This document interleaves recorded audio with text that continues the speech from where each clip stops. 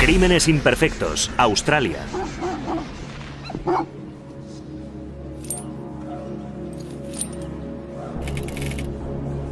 En agosto de 1978, en una finca semirural de las afueras de Sydney, se produce una cadena de sucesos que terminará con la muerte de una joven madre y sus dos hijos.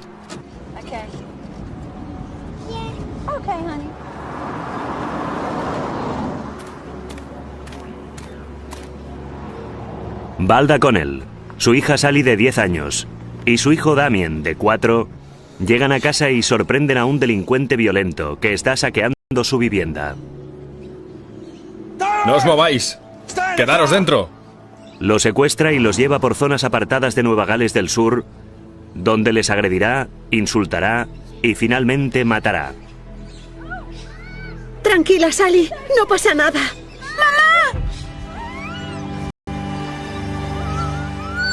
Y aunque la policía dará con él, el inmenso terror y el dolor ocasionado a los miembros supervivientes de la familia no acabará aquí.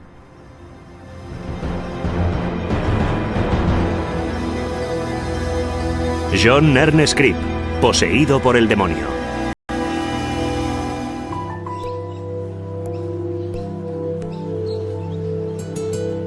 En la década de 1970, Baulkham Hills, al noroeste de Sydney, era una de las zonas residenciales de la ciudad que se expandían más rápidamente, donde las casas rurales o semirurales se reemplazaban por urbanizaciones y proyectos de casas asequibles.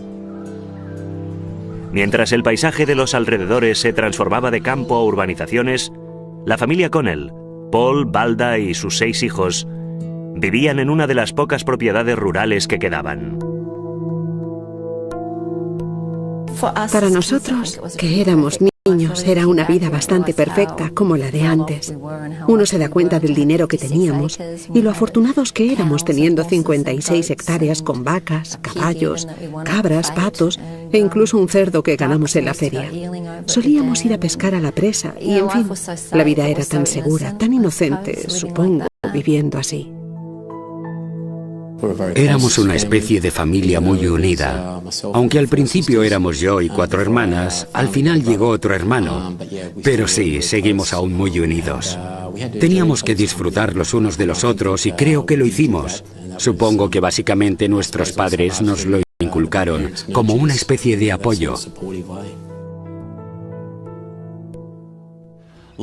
La vida para la familia Connell es la de una pequeña ciudad conservadora, a pesar de estar a solo 30 kilómetros del distrito financiero de Sydney. Les gusta estrechar lazos con familias de la zona y a menudo las invitan a ir de excursión a la playa. Los Connell son también una familia religiosa y es algo muy importante en sus vidas. Van a misa cada domingo y rezan juntos el rosario cada noche.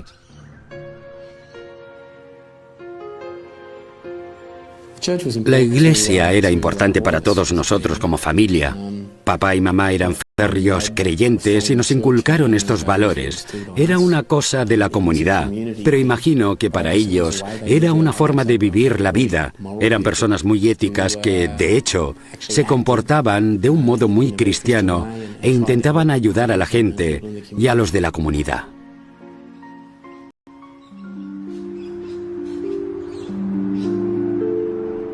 El viernes 11 de agosto de 1978 era un día cualquiera para Valda Connell. Ya llegamos, cariño. De 39 años y madre de 6 hijos, había pasado el día trabajando en casa, jugando al tenis con amigos y cuidando de su hijo de 4 años, Damien.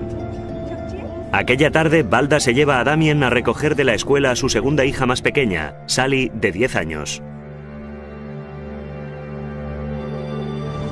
Ya está aquí, Damien. Los otros hijos de Valda son suficientemente mayores para volver solos a casa. Hola. ¿Qué tal el día, cielo? Bien. Hemos hecho un experimento guay. Ajá. Mientras Valda recoge a Sally de la escuela, un nuevo residente de la zona ronda las calles.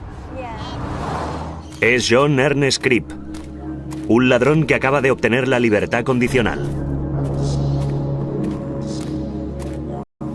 Una de las condiciones de la libertad condicional que impusieron a Cribb fue la obligación de vivir con sus padres en Killaback Creek. Pero poco después se fue a vivir con su hermana a Baulkham Hills. Justo aquel viernes, que era 11 de agosto, Cripp estaba en casa y decidió salir. Salió de casa de su hermana a pasear por las calles. Fue a un hotel de la zona, consumió cierta cantidad de alcohol y, algo embriagado, volvió a lo que mejor sabía hacer, que era cometer crímenes.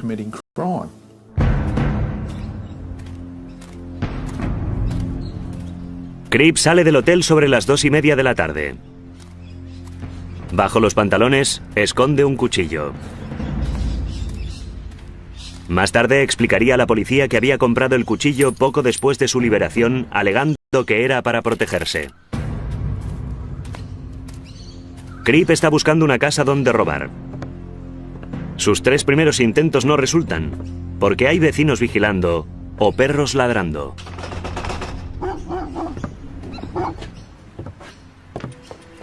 Finalmente, llega a casa de los Connell. Está apartada, sin vecinos cerca. Cripp se dirige al patio trasero y corta una mosquitera para poder entrar.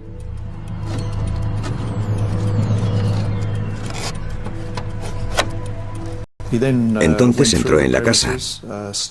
Robó gran cantidad de pertenencias, maletas, equipos electrónicos y una pistola de calibre 12. Después de haber estado un rato en la casa, fue a la puerta principal y puso las pertenencias, maletas y resto de objetos cerca de la puerta principal.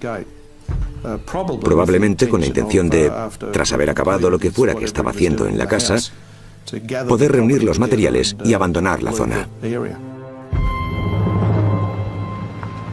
Cuando Cripp está saliendo de la casa, llegan Valda Connell y sus 2 hijos. No advierten ni la presencia de Cripp, ni que algo va mal. En esos momentos, varios pensamientos se cruzan por la cabeza de Cripp, pero principalmente piensa en su reciente libertad. No quiere que le cojan. Cripp mueve ficha. ¡No os mováis! ¡No os mováis! ¡Quedaos en el coche! ¡Quedaos en el coche! Vale, no nos hagas daño. ¡Calla! ¡Me llevo el coche! ¡Vendréis conmigo! A pesar de haber sido sorprendido, Cripp ya ha empezado a maquinar un plan. Lo que hará a continuación horrorizará a una nación y convertirá a este ladrón en uno de los delincuentes más conocidos de Australia.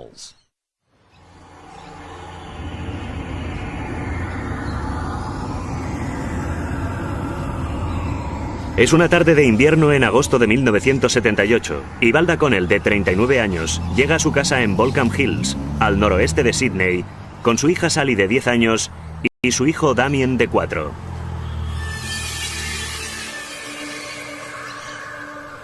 Lo que ellos no saben es que acaban de sorprender a John Ernest Cripp, un ladrón armado que acaba de salir de la cárcel y está robando en su casa.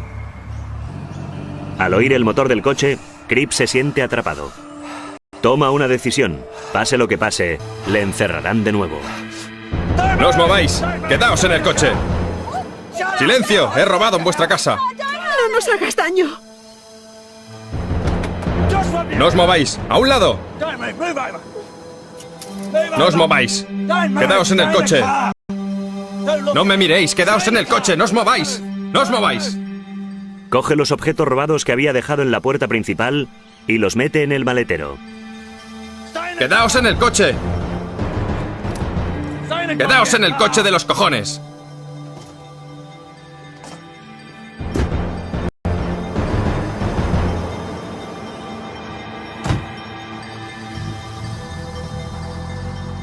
Luego se sienta en el asiento del conductor e inicia la huida.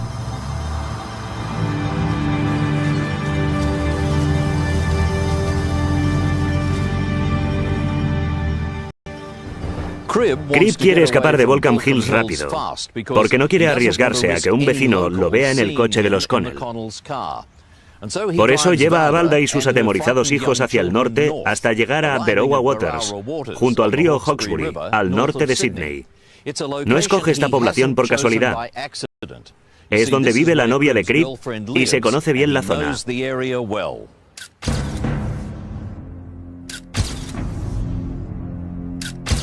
John Ernest Cribb tenía una larga trayectoria criminal. Incluso de muy joven ya había estado en prisión en varias ocasiones.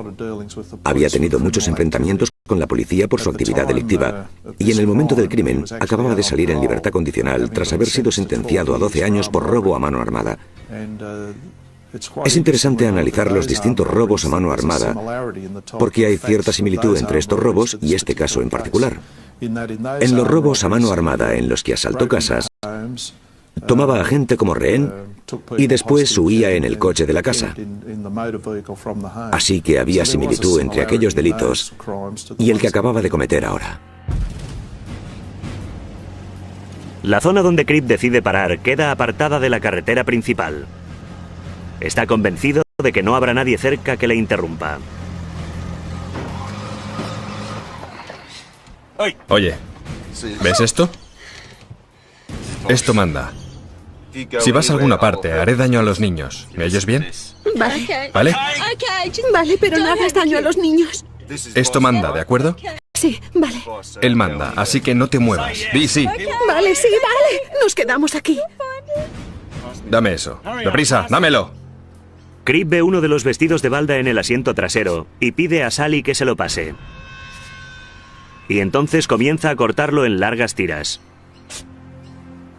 Balda permanece quieta e intenta estar calmada, haciendo todo lo que le pide Cribb sin rechistar.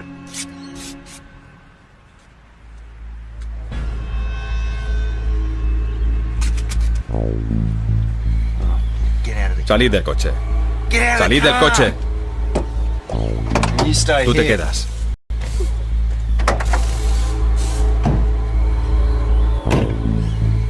Bueno, ya basta. Venga, vamos. Sally solo puede observar cómo Cribb amenaza y maltrata a su madre y hermano de 4 años, sin poder hacer nada. ¡Mamá! Siéntate. Les ata manos y pies y los amordaza con las tiras de tela que ha cortado. Quédate ahí. Las manos, las manos. No pasa nada, cielo. No me lo pones fácil. Estate quieta.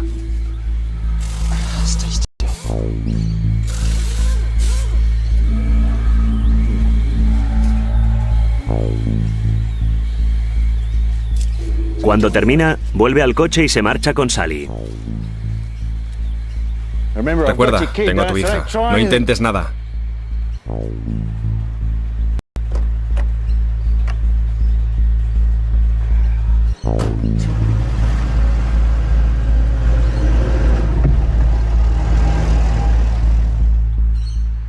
Cribb hace una maniobra muy calculada. Conduce hasta una estación de servicio cercana, en la que obliga a la joven Sally a darle el teléfono de casa. Llama al marido de Balda, Paul, y valiéndose del apodo de Warren, le cuenta que él y Balda tienen una aventura y que ella y los 2 niños han escapado con él.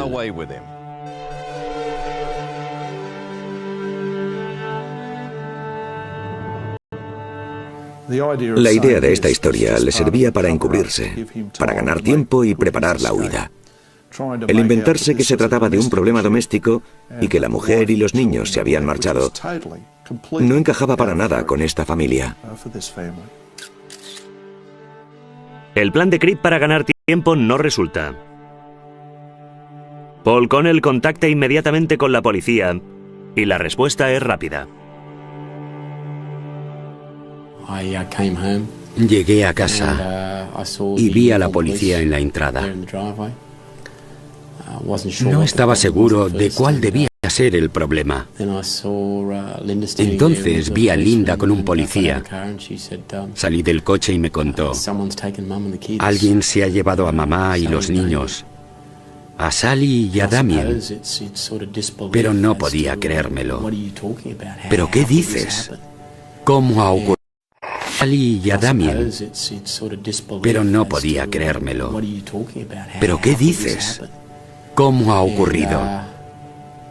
Y recuerdo que entré y vi a unas cuantas personas. A esas alturas ya había algunos parientes. Probablemente había ocurrido hacía 1 hora y media.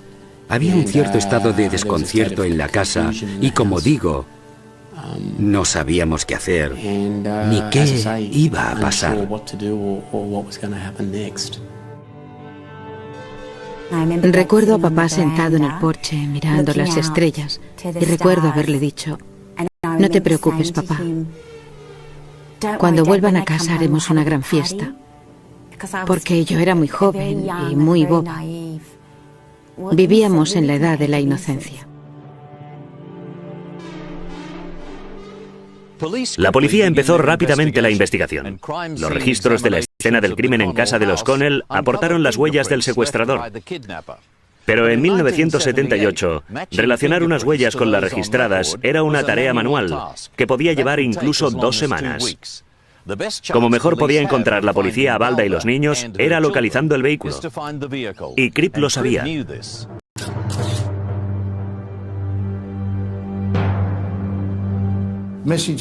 Circularon mensajes por todo el país en busca del vehículo con la descripción de los ocupantes. Se ordenó a la policía de todas las zonas que buscara en los aparcamientos de moteles y lugares en los que alguien podría pasar una noche. Son las 11:20. Cripp no sabe con certeza si el marido de Balda ha avisado a la policía, así que espera hasta que oscurece y sale con Balda y los 2 niños. Se dirige al norte, transitando por las tranquilas carreteras del interior para evitar que lo detengan.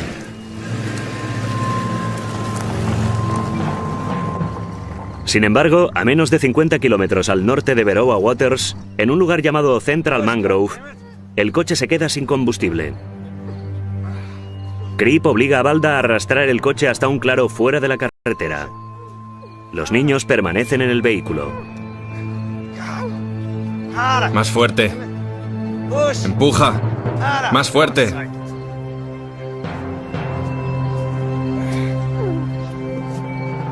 Se gira hacia Balda, que está cansada de empujar, y agarra a la joven madre de 6 niños. ¡Mamá! ¡Déjala! ¡Mamá! ¡Sally! ¡Quédate en el coche! Amenazando las vidas de sus 2 pequeños, domina a la madre de delgada constitución y la lanza al suelo.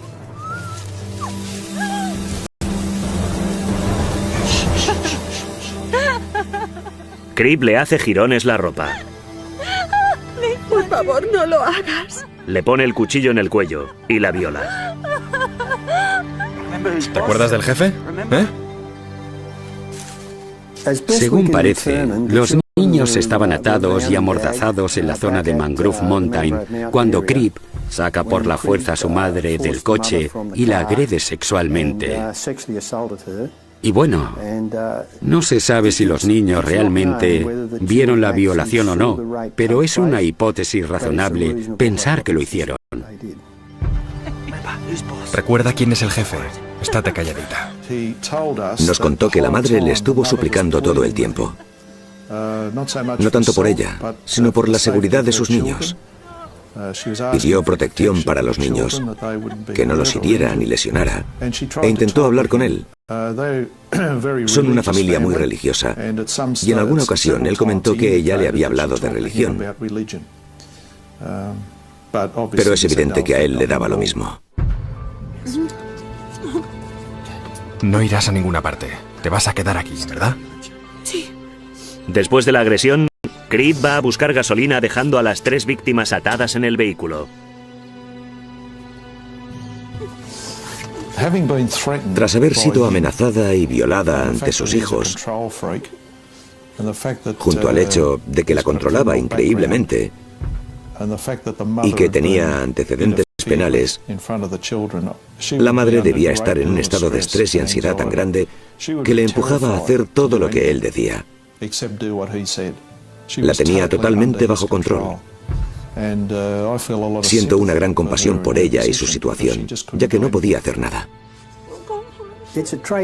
Es un rasgo bastante común entre los delincuentes, más en unos que en otros, pero parecen tener un saber estar con el que, incluso sin palabras, son capaces de amenazar a la gente con su porte, con su pose por su forma de mirar, por la manera como tratan a la gente, y son capaces de asustar a la gente hasta el punto que la gente es incapaz de hacer nada para librarse de la situación en la que se encuentran.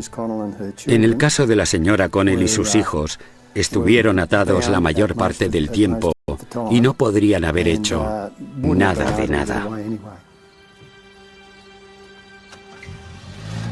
Cribb regresa más o menos una hora después con gasolina para el coche y continúa su viaje hacia el norte, tomando consigo a sus 3 prisioneros que tienen frío, hambre y miedo. Llegados a este punto, la familia, la madre y los 2 hijos han estado bajo su control, vigilados por él varias horas. Podéis imaginar el miedo y la aprensión que estaría sufriendo la madre. Por favor, ¿nos dejarás ir? Por favor. Incluso después de la terrible experiencia, Valda intenta razonar con Cribb para que les deje irse a ella y a los niños. Solo queremos salir del coche. ¡Cállate! ¡Cállate! Intento pensar. Pues piensa en dejarnos ir. Mira, ¿quieres tener otra ronda? ¡Cállate! Sus súplicas caen en oídos sordos. Cribb sigue conduciendo. Parece conducir lo más lejos posible para evadir a la policía. Pero en realidad sabe exactamente hacia dónde se dirige y qué va a hacer después. Déjales marchar a ellos. Yo puedo quedarme aquí si quieres, por favor. Intento pensar. Cállate. Valda Connell, Sally y el joven Damien desconocen el horror y tormento que les espera. ¡No os mováis! ¡Quedaos en el coche! ¡Quédate el coche! ¡Vete! ¡Cógelo! ¡Quédatelo y no nos hagas daño! ¡No os mováis!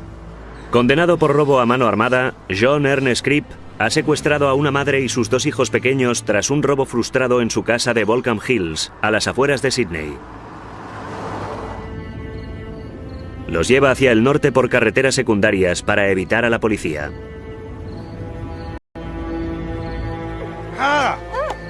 Después de haberse quedado sin gasolina cerca de Central Mangrove, obliga a Valda Connell, de 39 años, a arrastrar el coche hasta una zona apartada donde la viola brutalmente, mientras sus hijos permanecen atados y amordazados en el coche.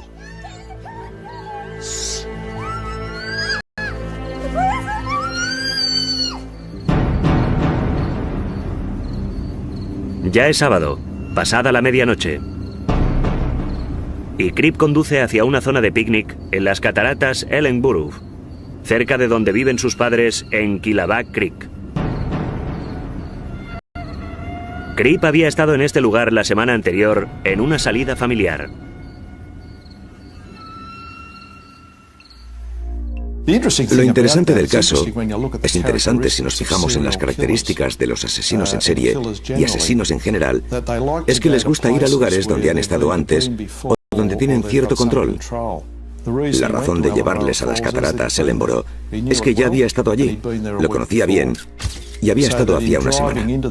Así que yendo a este lugar a medianoche no habría nadie porque estaría oscuro. Conocería la zona y tendría control. Por favor, déjanos, por favor.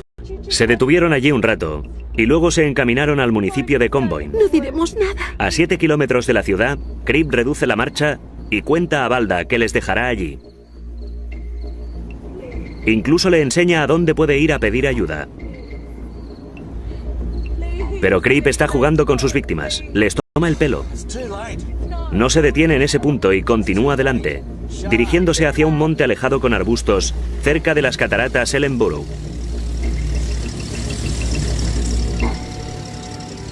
Era un camino de tierra que recordaba, un sendero con arbustos.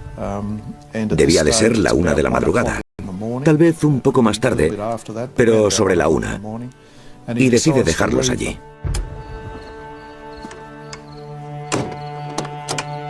Venga. Por lo que recuerdo, dejó a la madre y los niños en el monte a unos cuantos metros de la carretera, en la oscuridad. Pasaréis la noche aquí. No vayáis a ningún sitio. Podéis bajar a la ciudad por la mañana. Quedaos aquí. No saben dónde están.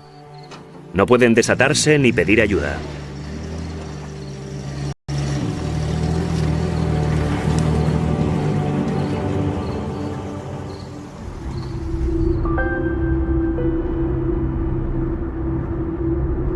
Seguidamente él conduce hacia el sur, en dirección a Newcastle. Posiblemente pensó en dejar a sus víctimas en manos del destino, pero mientras conduce, sus pensamientos se apoderan de él. Mierda, tengo que volver. Irán a los tribunales, conocen hasta el último detalle. Se fue. Y parece que su intención era abandonar el lugar y dejarlos con vida, solo atados y amordazados en el monte. Pero se lo pensó mejor después de haber conducido apenas unos kilómetros hacia el sur. Creemos que fue porque había tenido algunas discusiones con la señora Connell en el coche, en las que creía haberse identificado a sí mismo, o incluso más exactamente como John. Aquello lo asustó hasta el punto de que creyó que debía hacer algo al respecto.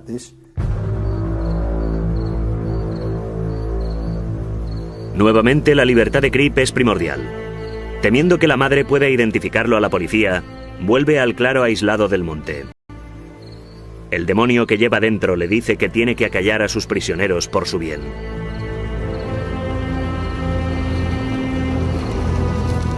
Nadie sabe qué pasó por la mente de Valda al ver las luces. Seguramente esperaba que fuera alguien que viniera a rescatarla. Pero las esperanzas se disiparon cuando apareció una silueta conocida.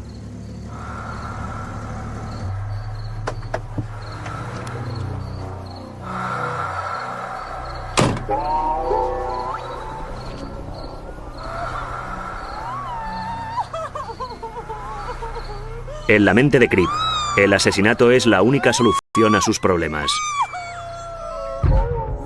La señora Connell lo miraba, atada y amordazada, y él la apuñaló en mitad del pecho. La apuñaló repetidas veces. Según determinó el patólogo, 13 veces. Y había marcas de defensa en su cuerpo, por lo que parece obvio que, aunque estaba atada y amordazada, realizó algún tipo de lucha. Luego fue hacia el pequeño, el niño de 4 años, y lo apuñaló 2 veces y lo mató. Aún quedaba viva la niña, que era testigo de todo. Había visto cómo había apuñalado a su madre y a su hermano pequeño, y entonces la apuñaló a ella. De memoria diría que fueron 6 veces. Todas las heridas fueron por delante.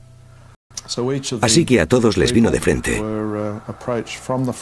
y pudieron ver lo que les estaba a punto de suceder.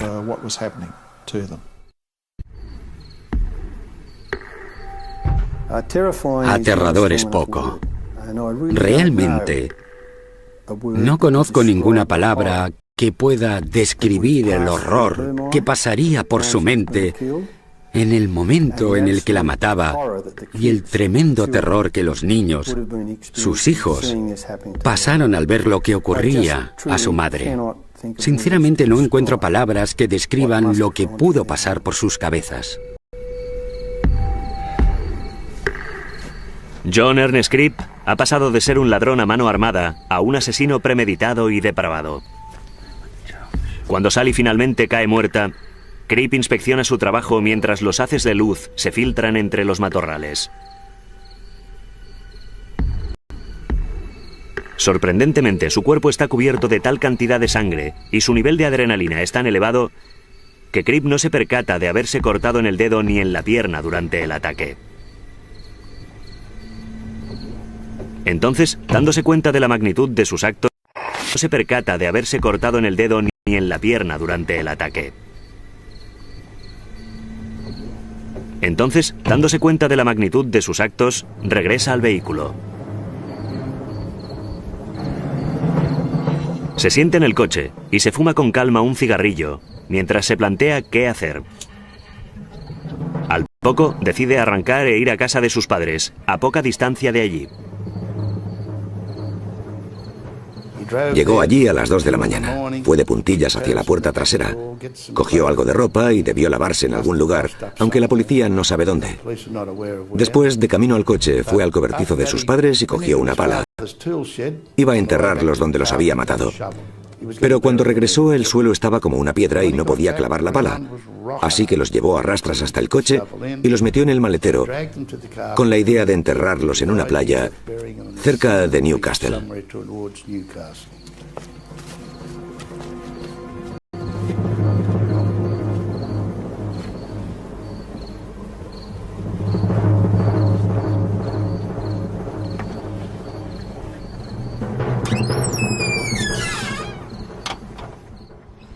Cribb conduce el coche robado con los cuerpos de Valda, Sally y Damien Connell hacia Newcastle. Tiene prisa y sin pensarlo coge la carretera del Pacífico. Cribb sabe exactamente dónde y cómo piensa disponer los cadáveres. Pero como pronto descubrirá, no todo irá según planea.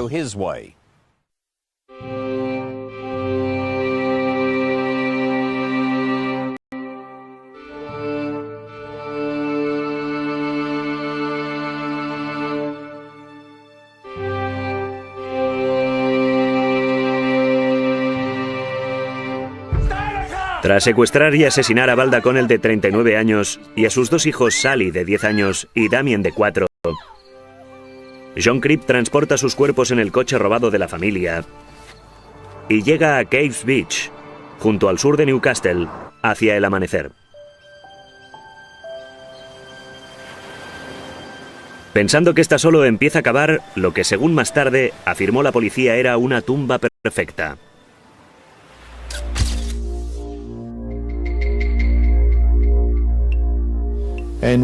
Pero mientras cavaba un hoyo, dos jóvenes de 12 años que daban una vuelta en bicicleta lo interrumpen.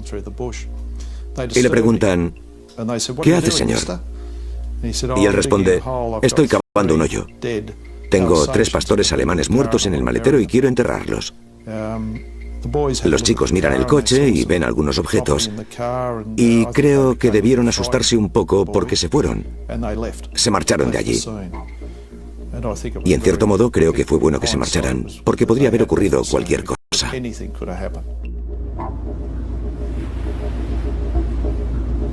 La interrupción pone nervioso a Cribb, que decide coger la pala e ir un poco más lejos. Cribb conduce apenas 1 kilómetro, cuando el coche queda clavado en la arena. Se ayuda con palos y todo lo que encuentra alrededor, pero no logra sacar el coche. Frustrado, deja el coche y camina hacia la carretera. Hace autostop para llegar a una estación de servicio en Caves Beach. Pronto regresa con 2 operarios de una grúa que sacan el coche de la arena.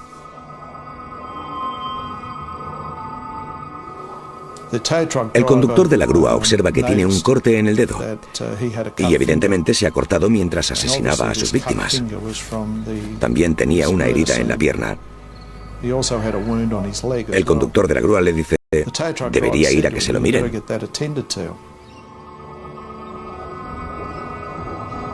Cribb va al hospital Belmont y le cosen 2 puntos en el dedo. Abandona su plan de enterrar los cuerpos y se dirige hacia el Hotel Mawson en Caves Beach, donde pasa el resto de la mañana y la mayor parte de la tarde bebiendo cerveza y hablando con 2 vecinos. Nadie más, aparte de Cribb, conoce la horripilante carga que se oculta en el coche. Llevaba una cerveza. Se acercó y preguntó, ¿os importa si me siento con vosotros y charlamos? A lo que respondimos, no, adelante. En cierto modo, nos lo mirábamos porque tenía la ropa manchada de sangre,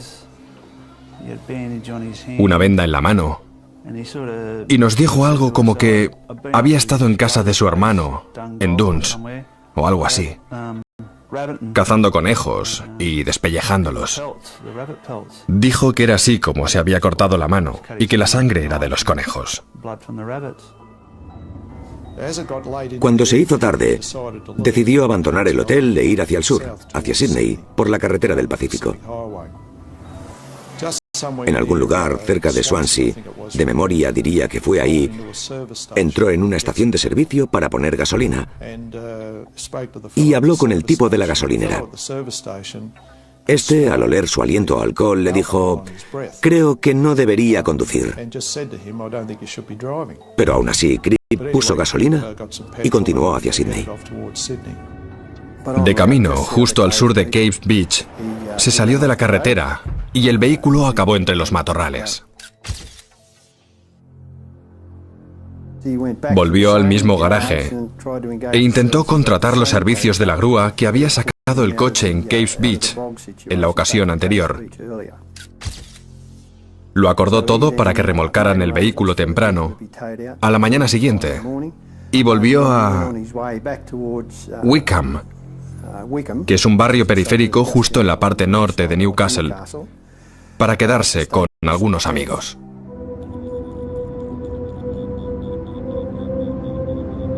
Poco después de las 7 de la mañana del domingo, hallan el coche de Valda Connell en un terraplén de la carretera del Pacífico, al sur de Caves Beach.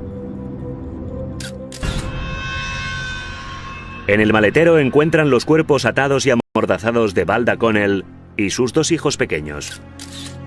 3 operarios de una grúa descubren el espeluznante hallazgo al intentar retirar el coche. Al levantar el coche, se abre el maletero y revela el espantoso secreto.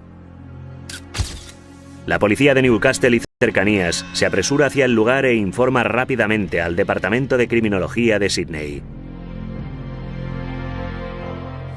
Era domingo por la mañana, alrededor de las 8:40. Todos estábamos listos para ir a la iglesia a las 9 en punto. Y recuerdo mirar por la ventana y ver los coches de los detectives de homicidios.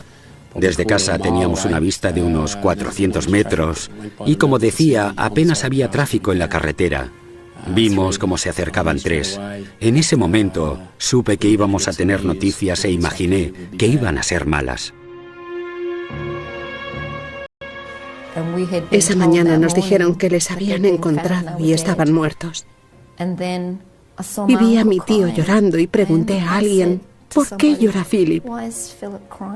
Y mi tía dijo: porque su hermana está muerta. Pero yo tenía una especie de shock. Creo que en realidad no podía entender. Recuerdo el golpe en la puerta.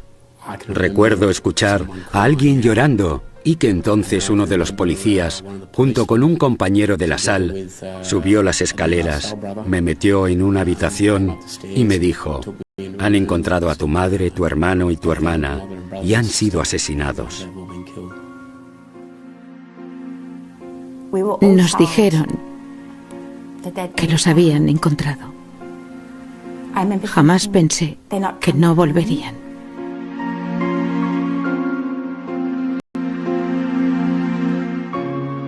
Fue una madre que siempre estuvo ahí, para todos, para los 6. Era muy femenina, muy dulce. Incluso con 6 hijos nunca habría salido de casa sin pintarse los labios ni despeinada. Era una mujer muy femenina. Sally era una niña muy guapa y muy adorable. Siempre se reía. Para algunas cosas era una niña, pero para otras empezaba a ser una auténtica señorita. Fue genial tener un hermano. Hubo mucho alboroto cuando nació. Era un niño muy especial para mí, seguramente porque era mi único hermano. Lo recuerdo muy bien. El mundo se derrumbó. Nos habían arrebatado nuestro mundo porque nada volvió a funcionar en casa. Cribb secuestró y violó a la señora Connell, ató a los 3 y metódicamente los apuñaló hasta matarlos.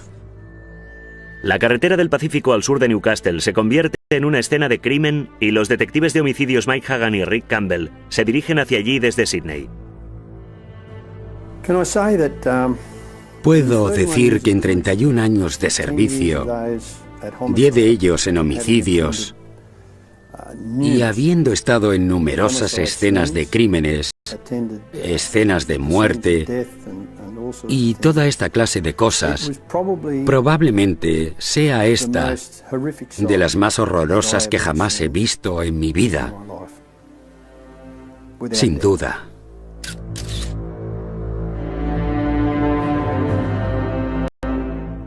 Finalmente transportan los cuerpos al depósito de cadáveres, mientras que el Holden Kingswood se traslada a la comisaría de policía de Newcastle para hacer un examen exhaustivo.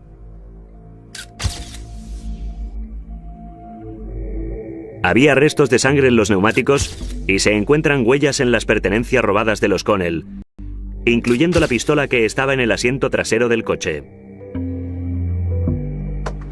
El conductor de la grúa informa a la policía del corte en el dedo del conductor y explica haberlo mandado al hospital de Belmont para que lo visitaran. La policía acude al hospital y, sorprendentemente, descubre que el hombre con el corte en el dedo se ha identificado como John Ernest Cribb. Rápidamente relacionan las huellas de Cribb con las halladas en la casa de los Connell y los objetos robados. La policía tiene a su hombre y se envía una descripción detallada a la policía y los medios de todo el estado. La persecución ha empezado. Al mediodía, informes sobre el triple asesinato encabezan los boletines informativos junto con una descripción del hombre buscado, mientras Cribb visita a unos amigos en una casa de Crosby Street, en Wickham. Pasa allí la noche y todo el domingo holgazaneando por la casa.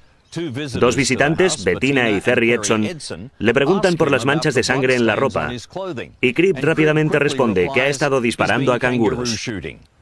También les cuenta que ha tenido un accidente. Antes de salir de casa, escuché por la radio el anuncio de que la policía estaba buscando a un australiano peligroso. Se decía la edad y también se daba una descripción de lo que llevaba puesto. Vaqueros y una camiseta de algodón. Y en particular mencionaron que llevaba anillos y un brazalete de plata. Lo estuve observando y me fijé en las joyas. Y lo miraba y le hice algunas preguntas sobre dónde había estado. Y respondió que cazando canguros. Quería irse, coger el coche, porque había algo en el coche que la policía no debía encontrar.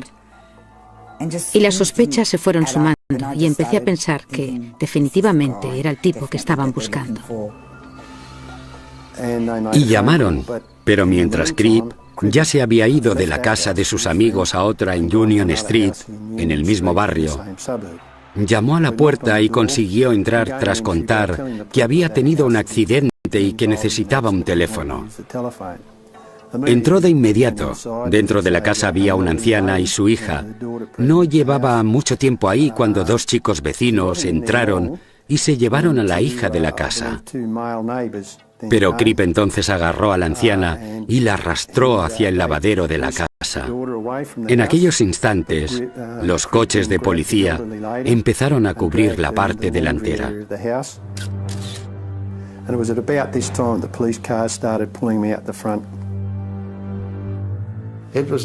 Fue un asedio policial a gran escala que duró desde avanzada la tarde hasta las primeras horas de la madrugada. Una vez pasada la medianoche, las cosas se calmaron. Dos oficiales de policía robustos entraron por la puerta trasera y lo arrestaron. Estaba sentado en el suelo, con una manta sobre los hombros y una lavadora bloqueaba la puerta por la que tenían que pasar. La víctima estaba a su lado. No estaba herida. Lo agarraron, lo tumbaron y lo esposaron con la cara en el suelo.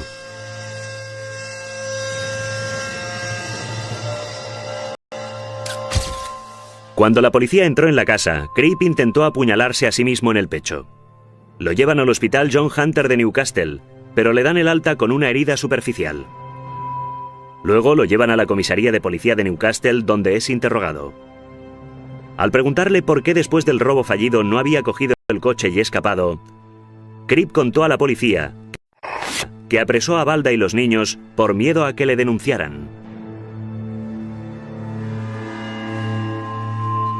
Cribb coopera e incluso se aviene a acompañar a la policía, lo que luego resulta ser una evasiva. Esposado a un detective, Cribb vuelve a los distintos sitios donde había estado con Valda Connell y sus hijos, resiguiendo todos sus pasos.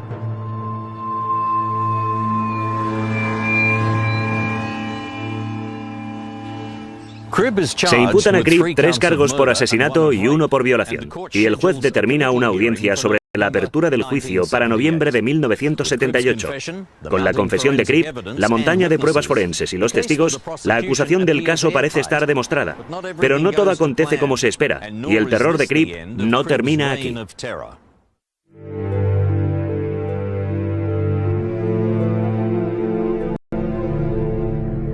En noviembre de 1978, Cribb comparece ante el Tribunal de Primera Instancia de Newcastle. Las pruebas son aplastantes y es decretada su prisión preventiva hasta el juicio. El magistrado sugiere además someter a Cribb a un examen psiquiátrico.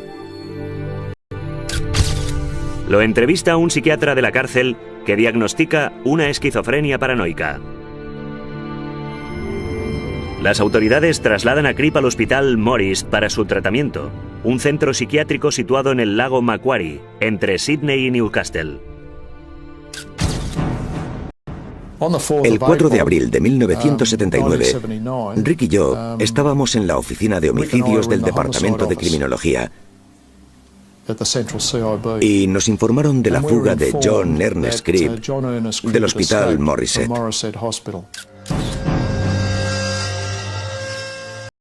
Según entendí, 4 personas se habían fugado del Morisset. 2 habían sido capturadas y los otros 2 delincuentes, William Munday y John Cribb, seguían libres. Recuerdo estar con papá y decirle, ¿qué pasará si vuelve a nuestra casa? ¿Qué hacemos?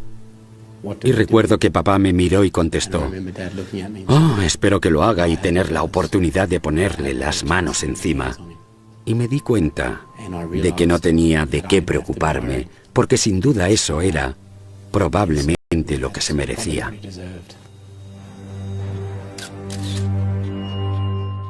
En 2 semanas, Cribb y Munday cometieron más de 30 delitos, incluyendo asaltos y robos en Newcastle y Sydney. Aparecían prácticamente a diario en los periódicos y en los noticiarios de la radio y la televisión. Antes de su arresto, secuestraron a 2 colegialas, que mantuvieron prisioneras y violaron repetidamente durante 35 horas. Cribb es llamado a juicio para declarar el 22 de mayo de 1979. El peso de las pruebas es tan abrumador que Cribb se declara culpable sin más. No obstante, el abogado defensor de Cribb alega su estado mental y cuestiona al tribunal: ¿estaba Cribb en su sano juicio cuando mató a Valda, Sally y Damien? Tras escuchar las declaraciones de los expertos, el juez Roden desestima el estado mental de Cribb como fundamento de la defensa. Por los asesinatos de Valda Connell, de 39 años, Sally, de 10, y Damien, de 4, el juez Roden condena a John Ernest Cribb a 3 cadenas perpetuas.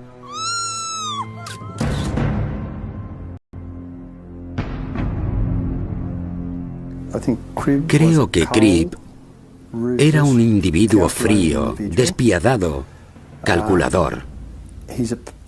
Una persona que no tenía en cuenta los sentimientos de un ser humano. Su conducta había sido fría, sosegada y calculadora, y no mostró remordimientos por lo que había hecho. Una de las cosas que vivimos, que fue de lo más doloroso, fueron los sueños. Soñábamos con los buenos tiempos, pero entonces despertábamos y éramos conscientes de que nuestras vidas se habían convertido en una pesadilla. Y ese sería nuestro día a día. Fue muy difícil, pero hay que luchar. Salir adelante. Lo suyo sería pensar que el caso termina aquí, pero no es así. En 1990 sucedieron dos cosas. Cribb se casa con la hermana de 22 años de un recluso y el gobierno de Nueva Gales del Sur introduce la revisión de sentencia. Así, como otros muchos prisioneros cumpliendo cadena perpetua dictada antes de 1990, Cribb solicita una revisión de la sentencia. La esposa de Cribb y su familia se van sin hacer comentarios. Su apelación cae en manos del juez Newman del Tribunal Supremo en 1993. Cribb reclama, con el apoyo de líderes religiosos, médicos psiquiatras e incluso algunos guardias de la prisión, que está rehabilitado y quiere vivir una vida normal y cuidar de su esposa enferma.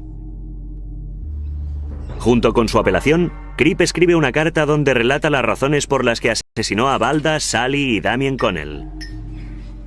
Declara que Valda le había comunicado 10 años antes de los asesinatos que era el padre de Sally, pero que después lo negaba. El juez Newman menosprecia la carta tallándola de grotescas mentiras.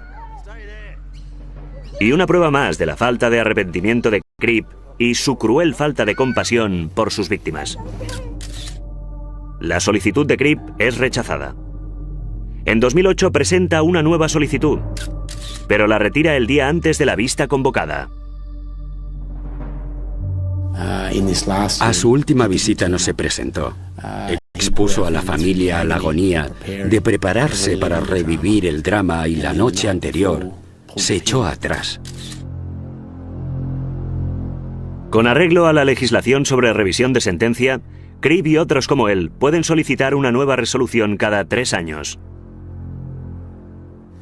Eso significa que las familias como la nuestra no solo tuvimos que revivir la tragedia de 1978, sino también cuando se escapó en 1979 y otra vez cuando solicitó una revisión a mediados de la década de 1990 y este año otra vez.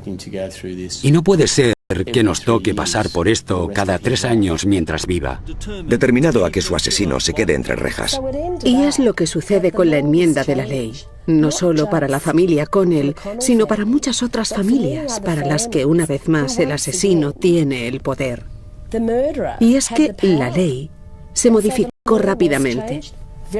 Ni la oposición ni el gobierno tuvieron reparos en aprobar esta legislación que conllevaba que el asesino pudiera solicitar una nueva revisión de su sentencia otra vez. Y luego quedaba a discreción de los jueces que pasara el resto de su vida en prisión o recibiera una sentencia por años.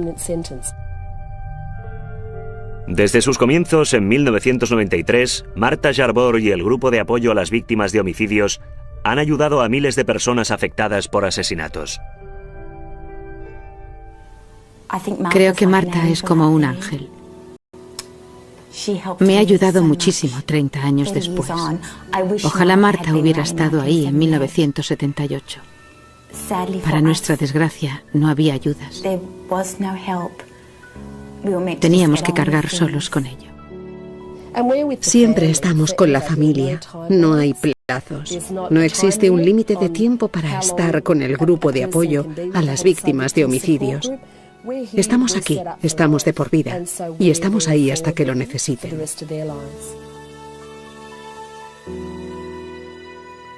Una de las cosas más duras para mí a lo largo de este proceso fue ver el dolor y la pena que causó a mi padre. A veces la gente me pregunta, ¿cómo sobrevives un día tan horrible?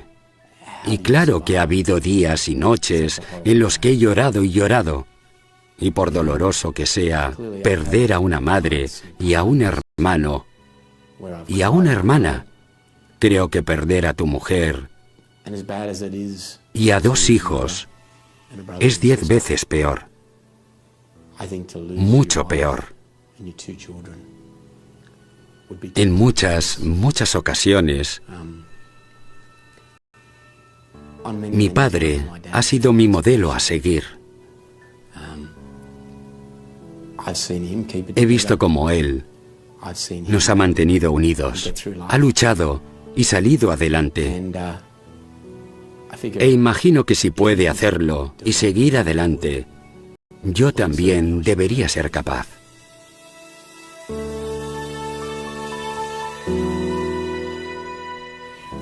Para todos los que hacen buenas obras y la gente que cree en la rehabilitación, para cualquiera que lo esté viendo, son gente con responsabilidad en los tribunales, que no debe olvidar jamás la magnitud de este crimen.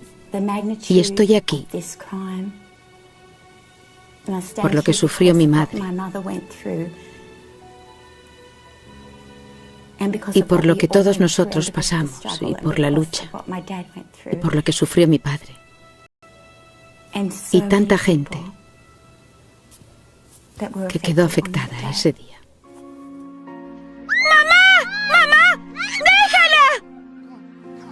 Un asesinato es algo que mata a las víctimas en ese momento, pero que vive en las familias de las víctimas para siempre. No es algo que desaparezca y no solo pierdes a tus seres queridos, como sucede quizás en un trágico accidente, sino que siempre hay algo que lo recuerda. Cuando oyes la palabra asesinato, cada día de la madre, en celebraciones, cuando tienes familia, como cuando nacieron mis dos hijos. Una madre en particular es alguien especial, que debería ser especial en tu vida, y que te la quiten injustamente por un acto cruel de alguien como John Cribb es un dolor que te acompaña siempre.